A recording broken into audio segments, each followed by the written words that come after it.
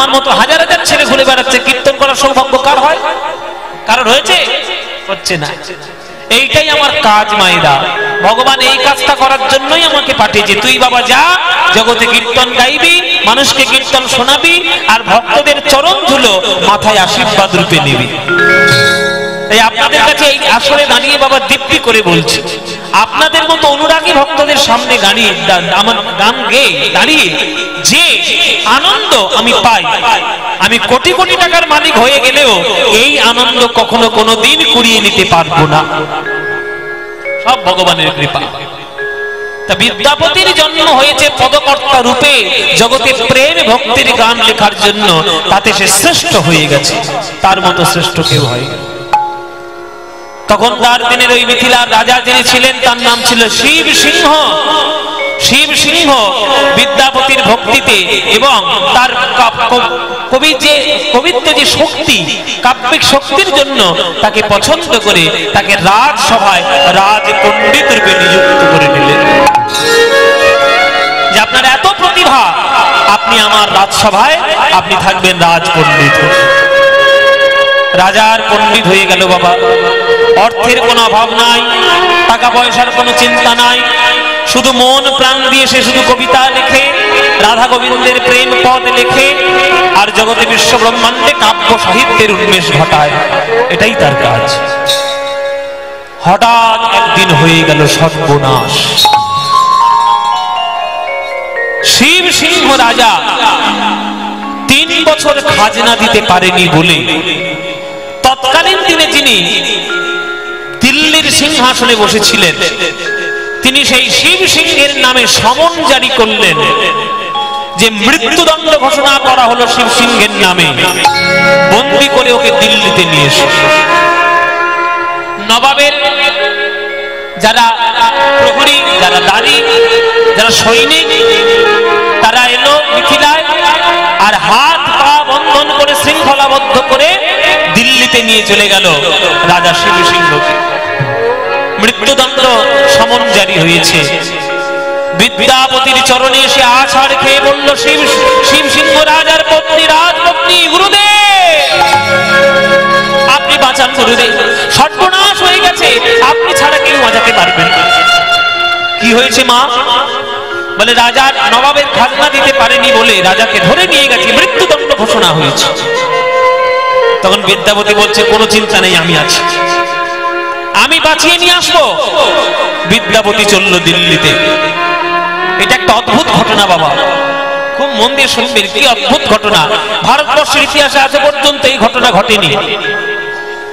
একটা কবি চলেছে দিল্লির রাজদরবারে রাজনীতি করতে, নবাবের সামনে দাঁড়িয়েছে, নবাবকে হুজুর সালাম নেবেন।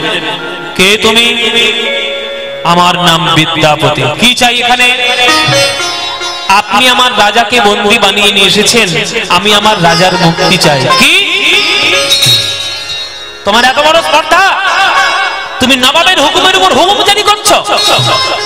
তোমার কি পরিচয়, কি রাজনীতি, তোমার তোমার অভিজ্ঞতা রয়েছে? কোন অভিজ্ঞতার জন্য তুমি আমার সামনে এসে দাঁড়িয়েছো? বলে আমি কোনো রাজনীতিবিদ নই। তাহলে তোমার পরিচয় কি, কি করো তুমি? বলে আমি এই রাজা শিব সিংহের রাজত্বে আমি সাহিত্য রচনা করি, কবিতা রচনা করি, গান রচনা করি, শাস্ত্র রচনা করি।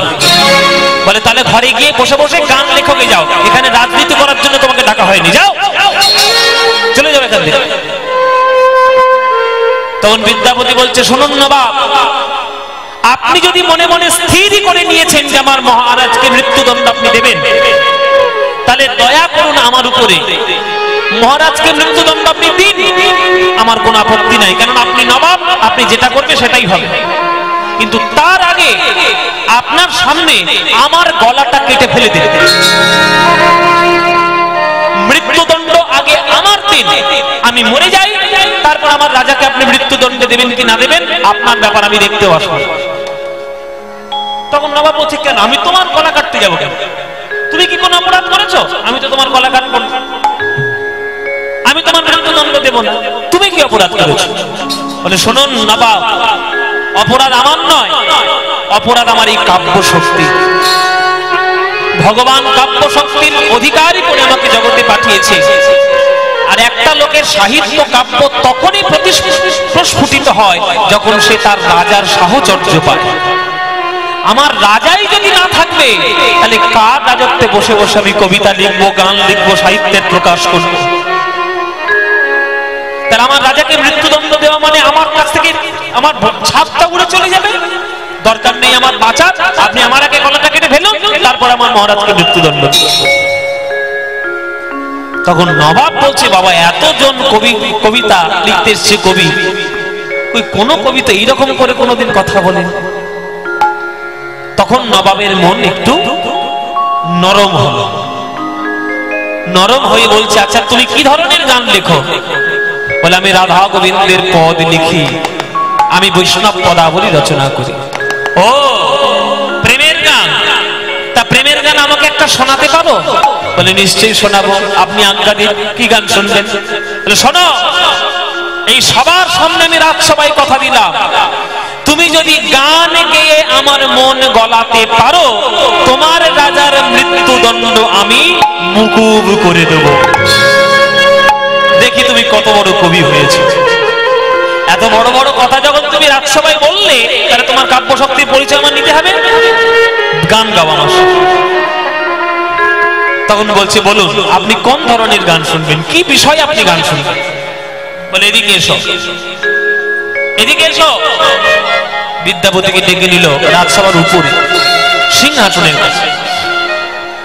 কাছে ডেকে নিয়ে জানলা দিয়ে দেখাচ্ছে নবাব। বলে ওই দেখো, ওই যে যমুনার তীর, ওই দেখ একটা রমণী স্নান করতে নেমেছে।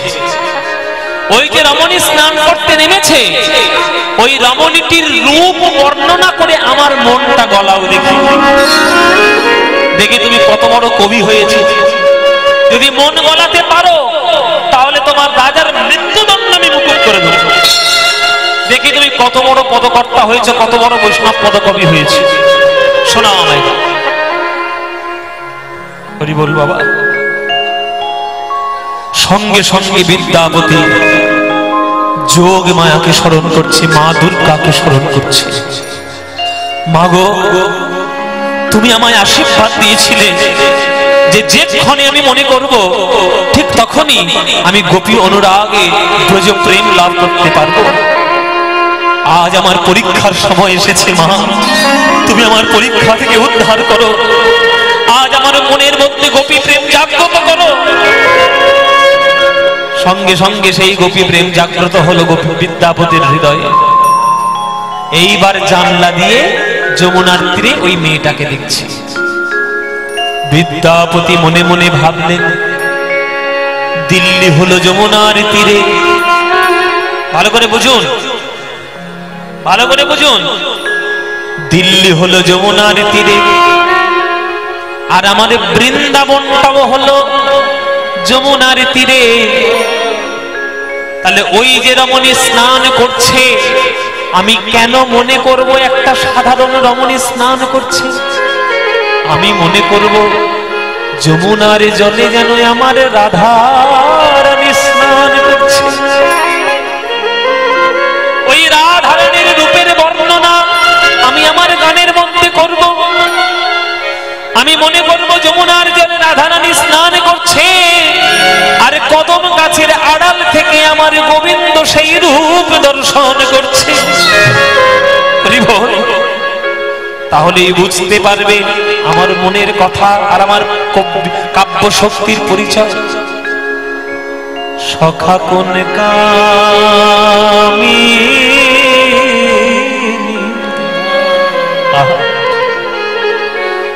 কি অপূর্ব বৈষ্ণব পদাবলীর সুর আর তার ভাব। বল বাবা, সখা কোন কামি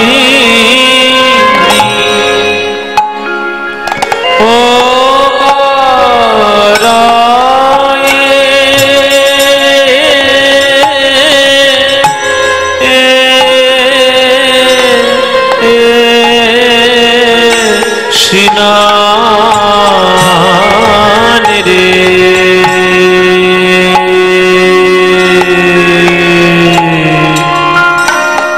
সখা কোন কামী।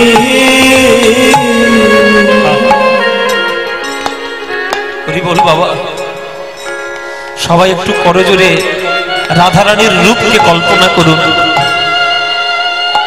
যমুনার জলে আমার রাধারানী স্নান করছে, আর সেই রূপ কদম গাছের আড়াল থেকে আমার গোবিন্দ দেখছে। আর সেই রূপের বর্ণনা কেমন হবে বিদ্যাপতি লিখছে, ও তার আকণ্ঠ বপু জলে বইসে, আর বদন মাত্র জলে ভাসে, দেখে আমার মনে যেন যমুনার উপরে ওগো সোনার ভাসে রে।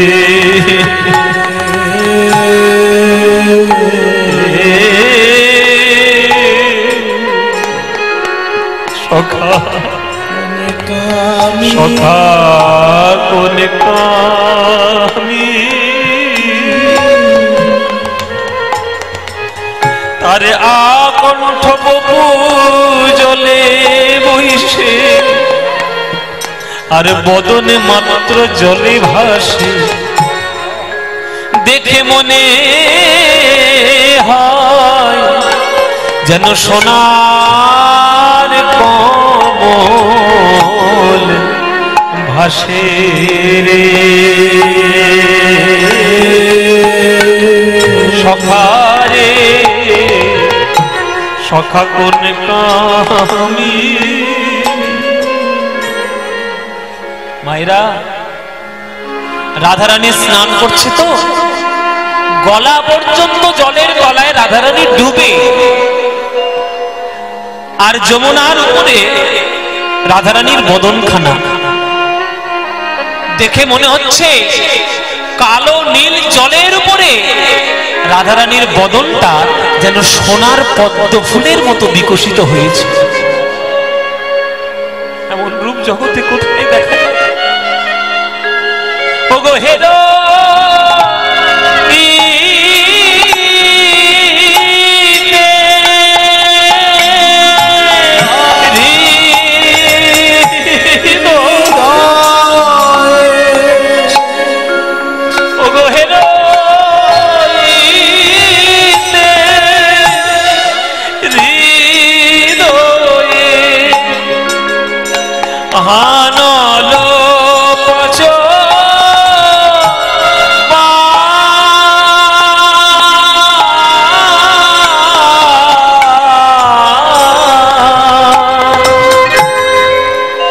সখারে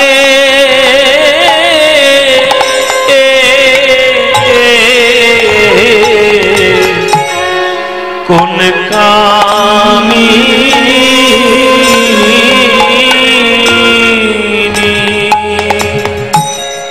যেই চোখের জলে বিদ্যাপতি এমন সুন্দর করে গান রাধারানীর রূপের বর্ণনা করছে, সেই যে নবাব সিংহাসনে বসেছিল, এতদিন তারা রমণীর স্নান দেখত কাম দৃষ্টিতে, আজ বিদ্যাপতির করুণায় মা দুর্গার কৃপায় আজ সেই নবাবের নয়ন থেকে ঝরঝর ধারায় জল পড়েছে। নিতাই গৌর প্রেমানন্দে হরি। নবাব ছুটে এসে বিদ্যাপতির চরণে জড়িয়ে ধরেছে। তুমি কেমন গান শোনালে, কেমন গান শোনালে কবি, এমন গান তুমি সুর আমার কানে শোনালে, আমার চোখ থেকে যে আজ পর্যন্ত জল পড়েনি গান শুনে, আজ জীবনের প্রথম আমি গান শুনে কাঁদছি।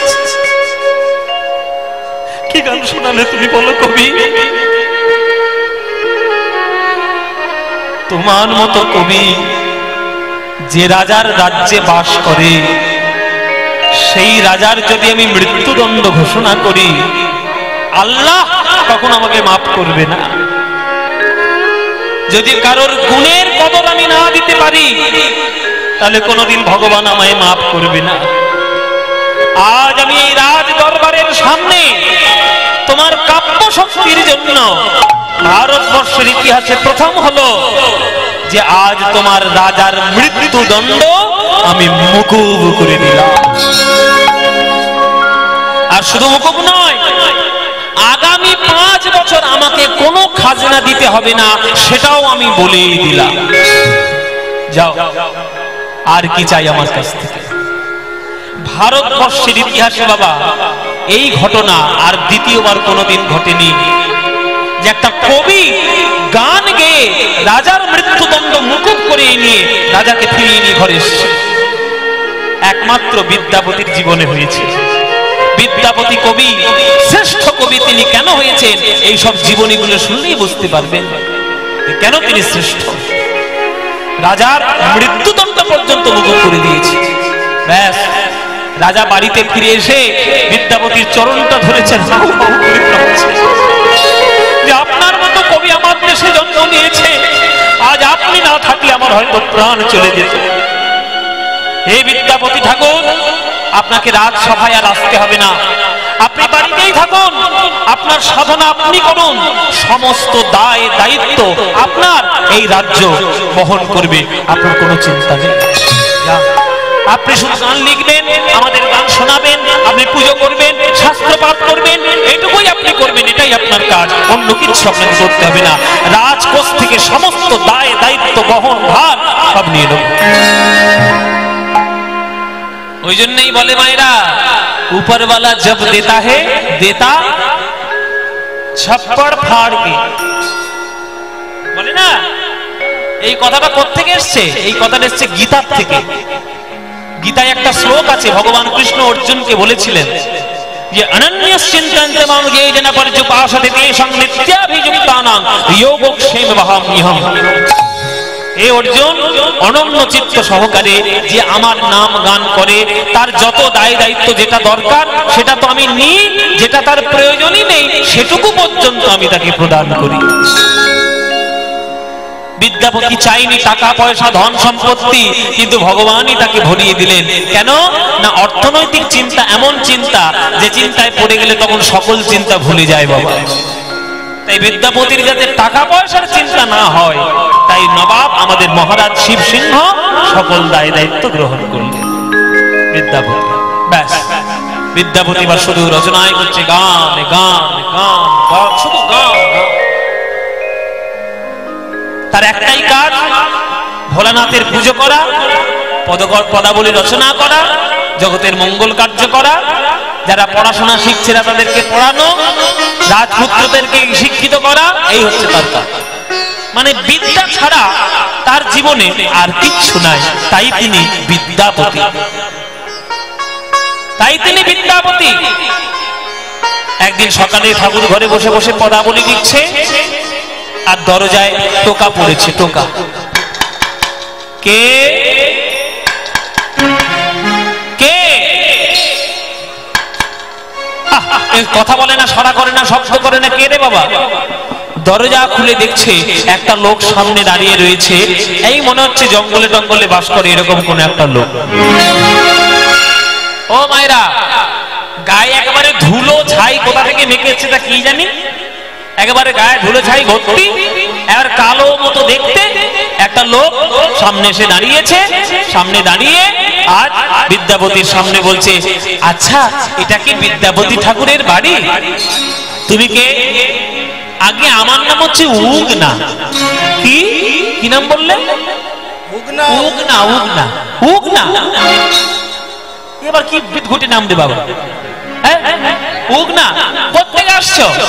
বলে আপনি আমার বাসস্থান চিনবেন না, আমি অনেক দূর থেকে আসছি, আমার শুধু একটাই কাজ, আমি ঘুরে ঘুরে বেড়াচ্ছি, কে রাধা গোবিন্দের গান লেখে, কে প্রেমের গান লেখে, আমি তার বাড়িতে থাকবো, তার বাড়িতে ভৃত্য আমি থাকবো, আর আমার মাইনে দিতে হবে না, আমার পয়সা দিতে হবে না, আমার শুধু একটাই চাহিদা, আমাকে একটু গান শোনালেই আমি তার বাড়িতে চাকর বৃত্তি করবো।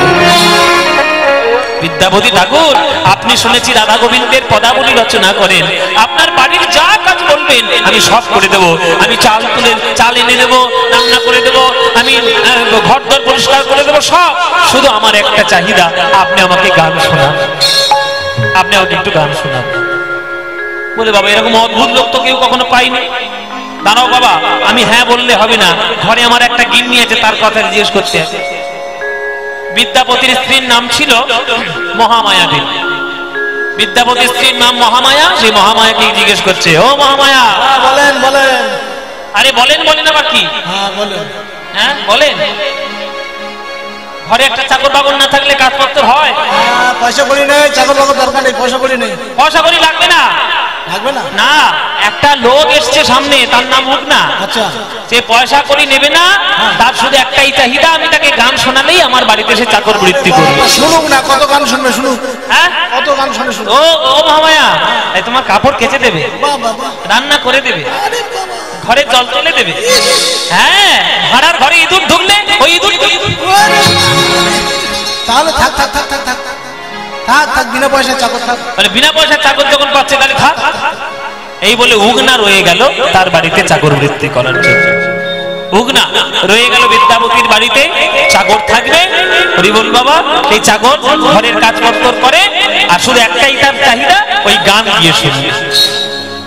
দেখ বিদ্যাপতি গান রচনা যখন করে, তখন এই উগনাকে ডেকে নেয়, একটা করে গান শোনা। একদিন সকালবেলায় মহামায়া দেবী এসে বলছে, এই উগনা, যা বাজারে যা, ঘরে একটুও চালের দানা নেই, চাল না হলে খাবি কি, যা যা গিয়ে বাজারে হাট করে নিয়ে যা। তখন বিদ্যাপতি বলছে, এই উগনা চল, আমিও তোর সঙ্গে যাই। হ্যাঁ, আমি গিয়ে হাট বাজারটা করে নিয়ে আসি।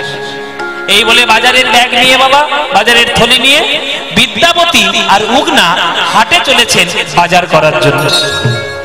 আগে যেমন হাট হতো না, এখন জানি না কোথাও হয় কিনা, হয় এখনো কোথাও কোথাও হয় হাট। একটা জায়গায় এসে সব দোকানদাররা মিলে হাট দেবে, সেইখান থেকে লোকে কেনাকাটা করে বাড়ি যায়। এই কনসেপ্টটা এখনো আছে। তবে চলেছে হাট করার জন্য। আর এই যে ধীরে ধীরে ধীরে গরম পড়ছে, উত্তপ্ত জগৎ, তো সেই রাস্তা দিয়ে হেঁটে হেঁটে যাচ্ছে বাবা। আর বিদ্যাপতি তৃষ্ণায় কাতর হয়ে ওই বট গাছের তলায় একটা বসে পড়েছে। একটা বট গাছের তলায় গিয়ে বসে বলছে, ওরে না আর পাচ্ছি না বাবা, এই গরম, এই এত সকাল সকাল না বেরোলে হয়, এই এত দুপুরে বেরিয়েছি, গলাটা একবার শুকিয়ে কাঠ হয়ে যাচ্ছে। আচ্ছা এখন যাবো না, এই বট গাছের তলায় বসে একটু বিশ্রাম করি, তারপরে একটু পরে গিয়ে বাজারঘাট করবো। ঠিক আছে তাই করুন। উগনা বসে গেল, বিদ্যাপতি বসে গেল। বসে গিয়ে আর বিদ্যাপতির ওই শীতল ছায়া পেয়ে মনটা তার একেবারে গলে যাচ্ছে। বাহ বাহ বাহ বাহ বাহ। এই উগনা, আমার একটা গান মনে পড়ছে। উগনা, একটা গান আমার মনে এলো, কিন্তু কাগজ কলম তো নিয়ে আসেনি। হ্যাঁ, লিখবো কিসে? আমি গানটা গাইবো, তুই মনে করে ডাকতে পারবি উগনা? নিশ্চয় নিশ্চয় বাবা ঠাকুর, আপনি গাইবেন আর আমি মনে করবো না? আপনি গান আমাকে, আমার সামনে গান, আমি সব মনে করে রাখবো। ঠিক আছে তাহলে শোন, আমি একটা গান গাই। এই বলে বিদ্যাপতি সেই বট গাছের তলায় বসে গান গাইতে শুরু করেছে। যে গানটি ছিল মহাপ্রভুর অত্যন্ত প্রিয় গান। এবার যে গানটা গাইছে বিদ্যাপতি, এই পদটি মহাপ্রভুর অত্যন্ত প্রিয় পদ, প্রিয় গান, একটা প্রার্থনার পদ। জগন্নাথকে দেখে যখন মহাপ্রভুর কৃষ্ণের কথা মনে হতো, তখন এই গানটা গাইতে গাইতেই জগন্নাথ জগন্নাথ বলে কাঁদতেন। সেই গানটা বিদ্যাপতির, একটা বিখ্যাত বৈষ্ণব পদাবলী আর একটা বিখ্যাত গান। শুনবেন বাবা আপনারা? তাহলে শোনাই আপনাদের এক করি। গানটা পুরো পদটাই শুনবেন তো? তাহলে চলো বিদ্যাপতির লেখা এক শ্রেষ্ঠ প্রার্থনার পদ আপনাদেরকে শোনাই। মধ্যম দশকোষী তাল, মধ্যম দশকোষী তালের উপর এই গানটি। কীর্তন পদাবলী, কীর্তনের আদি ধারা বাবা বড় বড় তালের গান, যদিও সেইগুলো এখনকার দিনে বড় কম হয়ে যাচ্ছে, কিন্তু সেইগুলোই হচ্ছে আসল গান। সেই গানগুলোই যদি কেউ শুনতে পারে তবে কীর্তন সঠিক শুনবে। এই গানটি বিদ্যাপতির গান। ও হে রাধা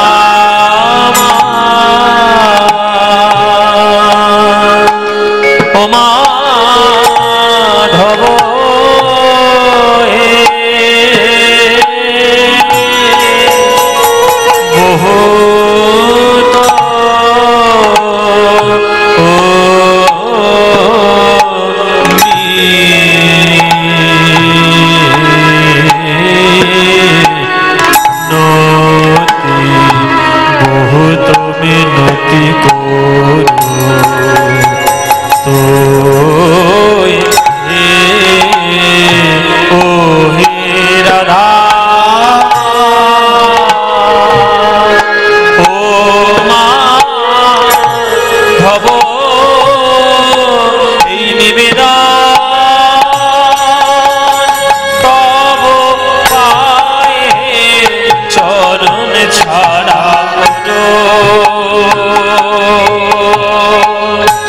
করুণা হে নিবেদন